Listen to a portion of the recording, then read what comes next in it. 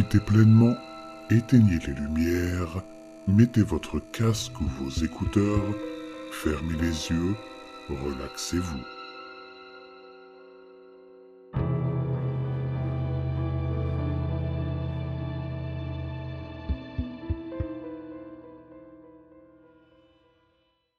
Qu'est-ce que vous voulez dire par « très fin » demanda Quentin.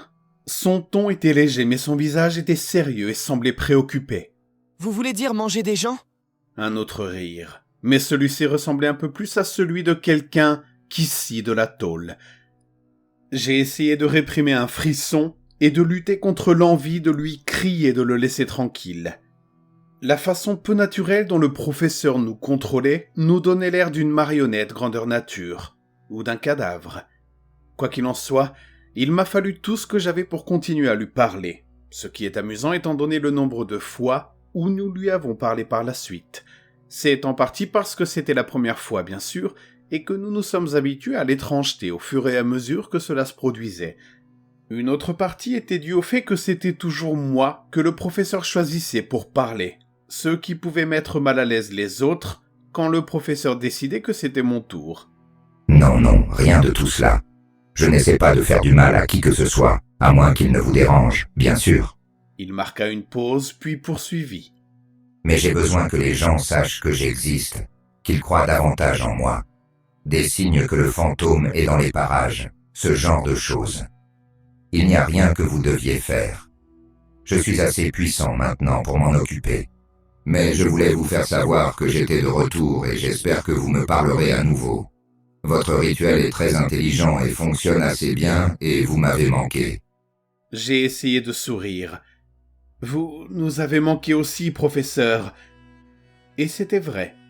Malgré notre peur et notre inquiétude face à ce qui nous attendait, nous étions déjà habitués à l'idée que le professeur soit notre ami et notre protecteur, la chose qui nous rendait spéciaux.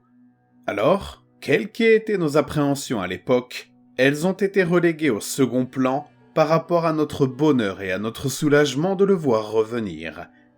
Pendant l'été, nous avons parlé au professeur tous les 2 ou 3 jours. Jamais trop longtemps, car il disait qu'il lui fallait de l'énergie pour s'asseoir sur l'un d'entre nous et qu'il devait conserver ce qu'il avait. Mais il semblait toujours heureux de venir lorsque nous faisions notre rituel maison, et il était heureux de répondre aux questions que nous lui posions. Au début, nous avions plus de questions sur ce qui il était ou sur ses objectifs, mais nous obtenions toujours des variations sur les mêmes assurances agréables. Elles étaient assez agréables et difficiles à réfuter, même si nous n'avions aucun moyen de savoir si elles étaient honnêtes ou pas. Puis, nous avons commencé à poser des questions sur ce qu'il savait. Des choses sur le vide et les autres royaumes, sur les mystères de notre propre monde. Nous avons appris beaucoup de choses, même si nous ne les comprenions pas tout très bien. Mais il y avait aussi des lacunes dans ses connaissances, et je pense qu'il était honnête à ce sujet, parce qu'il aimait nous dire les choses que nous ne savions pas. Par exemple, il a dit qu'il ne pouvait pas nous dire grand-chose sur le vide en raison de la nature du royaume. Il n'est pas facile de le décrire ou de le comprendre, mais il nous a raconté plusieurs histoires sur l'incarnata, qu'il semblait mieux connaître, ou du moins apprécier. Tout ce qu'il put nous dire de l'enfer, c'est qu'il existait, et qu'il était aujourd'hui très différent de ce qu'il avait été à un moment donné, à cause d'une grande bataille qui s'y était déroulée. Quant à l'endroit qu'il appelait les terres de la nuit, il était plus réticent, se contentant de le décrire comme l'un des plus grands royaumes, plein de pouvoir et de potentiel. Il y a là-bas quelque chose... Il disait que dans cet endroit, il y a une chose appelée le baron qui est très ambitieux. Nous n'avions pas beaucoup de contexte pour tout ça, à part l'enfer, bien sûr, dont il ne savait pas grand-chose non plus. Nous nous sommes donc concentrés sur des choses plus proches de nous. Et le Bigfoot alors ? Cette fois, il était assis sur la poitrine de Thomas et lui adressa un petit sourire. Il s'était amélioré dans l'imitation des expressions faciales naturelles, ce qui le rendait à la fois plus ou moins effrayant quand il s'y essayait. Non, pas dans cette réalité. Il y a 2 espèces de singes et un marsupial qui n'ont pas encore été identifiés et que l'on prend parfois pour un Bigfoot.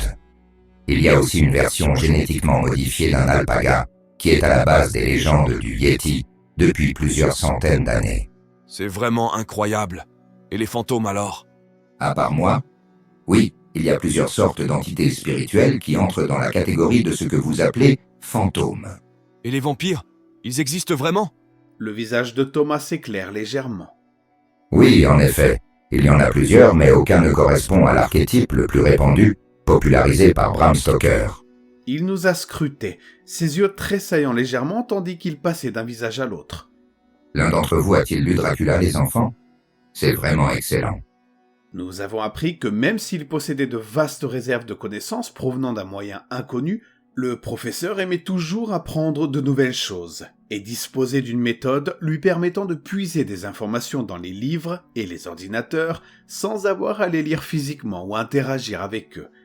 Lorsque nous avons commencé à raconter les histoires du professeur dans l'école, il s'est nourri de la bibliothèque de l'école et des manuels qui se trouvaient dans des centaines de casiers à travers le bâtiment. Vers la fin, nous avons découvert qu'il avait commencé à explorer Internet, ce qui a suscité des inquiétudes.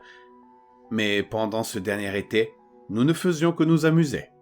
Et malgré l'immense richesse de connaissances que nous avions au bout des doigts, nous n'avons curieusement eu que quelques séances vers le début où nous avons posé au professeur des questions approfondies sur des choses qu'il était seul à connaître. Très vite, nous nous sommes contentés de parler, de lui raconter ce qui se passait dans nos vies, même s'il était entendu qu'il savait déjà la plupart des choses que nous faisions. Tandis que lui, il nous posait des questions et nous racontait des histoires. Il était vraiment très doué pour raconter des histoires. Je pense que c'est comme si vous deveniez ami avec quelqu'un qui vient d'une autre partie du monde. Au début, vous vous posez des questions sur vos pays respectifs, mais si vous êtes vraiment amis, cette phase s'achève lorsqu'on passe des différences aux choses qu'on a en commun. Les expériences partagées remplacent la nouveauté, l'étrangeté, et l'excitation cède la place à la familiarité et à l'amour. Et nous avons aimé le professeur. Je pense qu'à sa manière, il nous aimait aussi. Le problème, c'est que nous avons commencé à le traiter comme s'il s'agissait d'une personne, au lieu de le traiter comme ce qu'il était réellement.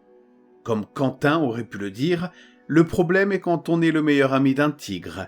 Ce n'est pas seulement qu'on commence à penser comme un tigre, c'est ce qu'on suppose que le tigre commence à penser de vous. Mais un tigre a des pensées de tigre et aime comme un tigre aime. Et très vite, nous avons commencé à découvrir ce que tout cela signifiait. Au cours des mois d'été, nous avions entendu des récits d'événements étranges survenus dans la ville. Il y a un puits qui s'appelle le puits Brigham au milieu de la ville. Il a gelé en plein mois de juillet. 5 ménages différents se sont réveillés en découvrant que les meubles de leur maison avaient été déplacés dans d'autres pièces, y compris les lits dans lesquels ils se trouvaient. Les bases du terrain de softball du service des loisirs ont tout éclaté en flammes simultanément, alors que plus d'une douzaine de personnes étaient présentes pour en être témoins après une séance d'entraînement. Évidemment, les gens en ont parlé, et certains l'ont attribué au professeur, mais beaucoup l'ont mis sur le compte d'une météo capricieuse, d'un cambrioleur excentrique et de gaz souterrains piégés. Même si rien de tout cela n'avait du sens ou de preuves, il était plus facile pour les gens d'accepter des excuses banales que des vérités extraordinaires. Je pense que cela a frustré le professeur, et j'aime à penser qu'il a vraiment essayé de recueillir plus de croyances sans blesser personne d'autre. Mais il tirait ses propres leçons de chaque expérience, et il a vu le temps et l'aptitude des gens à se tromper eux-mêmes, vacciner la ville contre la croyance du professeur. Mais il est très intelligent. Il savait qu'il n'y avait pas de véritable vaccin contre la peur ou la douleur, ou même la mort. Fabien l'ermite harcelait Charlotte pour qu'elle sorte avec elle depuis le premier jour du collège. C'était un sportif, mais un sportif intelligent. Et il avait décidé qu'il voulait sortir avec la fille étrange des 6 de Stonebrook. Il avait dragué Charlotte malgré le regard vide et désintéressé qu'elle lui lançait et le regard menaçant de Thomas. Et il avait rapidement concentré tous ses efforts sur elle. Au bout de 2 semaines, Charlotte a fini par céder. Il était mignon, et même s'il ne l'intéressait pas vraiment, elle n'avait jamais eu de rendez-vous galant auparavant. Alors elle a pensé que ça pourrait être amusant. Et ça l'a été selon elle. Il était poli, il l'a emmenée dans un endroit sympa et n'a jamais été agressif ou bizarre comme elle l'avait craint. Je savais qu'elle n'aimait pas trop ça et c'est en partie pour ça qu'elle est sortie avec lui. Elle voulait peut-être nous rendre jaloux. La première tuile est arrivée alors que Charlotte sortait encore avec Fabien. Un jour, Thomas et moi étions ensemble dans la classe d'anglais de Monsieur Jameson. Et ce prof bidon a décidé très tôt qu'il nous détestait pour une raison ou une autre. Il disait des choses sarcastiques en classe. Et il notait nos contrôles très sévèrement. Quentin n'a pas été harcelé de la sorte. Et personne d'autre dans aucune classe ne l'a été non plus. Quel que soit son problème, il a atteint son paroxysme au début du mois d'octobre lorsqu'il nous a accusés de plagiat. Toutes les classes avaient le même projet, un essai sur l'un des poèmes de William Blake. Thomas m'a expliqué que je ne m'en souvenais probablement pas, mais Thomas et moi avions travaillé ensemble sur notre projet, en nous relisant mutuellement plusieurs fois pour nous assurer que nos projets étaient assez bons, d'autant plus que Jameson cherchait toutes les raisons qu'il pouvait pour nous saquer au niveau de la note. Lorsque j'ai reçu un 0 sur 20 pour plagiat, j'étais furieux, ce qui est compréhensible. Je l'ai interrogé à ce sujet après le cours et il m'a dit qu'il pouvait voir, d'après le style d'écriture, qu'il avait été copié de quelque part, bien qu'il ne puisse pas fournir de preuves, bien sûr, parce que tout ce qu'il disait, c'était des conneries. Il a souri et m'a dit qu'en tant que professeur, la note était de son ressort, il avait entière liberté. C'est à ce moment-là qu'on a tous les deux entendu un bruit venant de l'extérieur. Je pense d'ailleurs que toute l'école a entendu ce bruit. Le bien le plus précieux de Jameson était un Roadster MGB blanc de 1971. En temps normal, il s'approchait de la place de parking réservée aux professeurs, juste devant sa classe, et klaxonnait de temps en temps pour faire le kéké, sans se soucier des yeux ronds et des ricanements qu'on lui adressait. Plus d'une fois pendant le cours, je l'ai vu jeter un coup d'œil à la voiture par la fenêtre, comme s'il la protégeait d'un complot visant à la vandaliser, ou peut-être simplement en l'admirant et en rêvant qu'il était de nouveau au volant, au lieu d'être coincé à enseigner l'anglais à une bande d'élèves de seconde au lycée de Stonebrook. Bref, on est allés tous les deux à la fenêtre pour voir ce qui se passait. Et bien sûr, c'était le Roadster de Jameson qui était lentement mis en boule et complètement écrasé comme un morceau de papier dans la main d'un géant invisible. Les vitres ont volé en éclats et les garnitures ont éclaté, mais rien ne s'est envolé. Tout était enfermé dans une sphère de force de plus en plus contraignante. Une étoile mourante qui s'effondre sur elle-même, par exemple. Malgré tout ce que nous avions vu et su, j'aurais dit que c'était impossible si je ne l'avais pas vu se produire. La petite voiture a été écrasée en une boule de moins d'1 mètre de diamètre, avant de retomber sans cérémonie sur l'asphalte avec un bruit sourd. En regardant la poignée d'autres personnes présentes sur le parking et en voyant les visages terrifiés collés à chaque fenêtre voisine, j'ai su qu'ils comprenaient tous ce que cela signifiait tout aussi bien que moi. Quand Jameson a commencé à se lamenter, à dire que c'était en quelque sorte de notre faute pour avoir invoqué le professeur, aussi irrationnel que ça soit, eh bien, ce n'est pas seulement sa voiture qui a quitté l'école pour de bon ce jour-là. Je me souviens que nous nous sommes tous réunis après l'école pour en parler, et aucun d'entre nous, même ceux qui l'ont vu, n'était vraiment effrayé par ce que le professeur avait fait, ce dont il était capable maintenant. Nous étions simplement heureux qu'il nous ait défendus et qu'il ait obtenu ce dont il avait besoin. Maintenant, tout le monde ne parlait plus que du professeur, surtout quand Quentin avait sournoisement laissé échapper à quelques personnes que c'était arrivé pendant que je parlais à Jameson du fait qu'il avait essayé de toucher les seins de Charlotte pendant un entretien à deux. Il nous a fallu moins d'1 semaine pour nous rendre compte de notre erreur. Nous avions sous-estimé l'appétit du professeur, et il avait renoncé à être doux ou à faire les choses pour un petit public.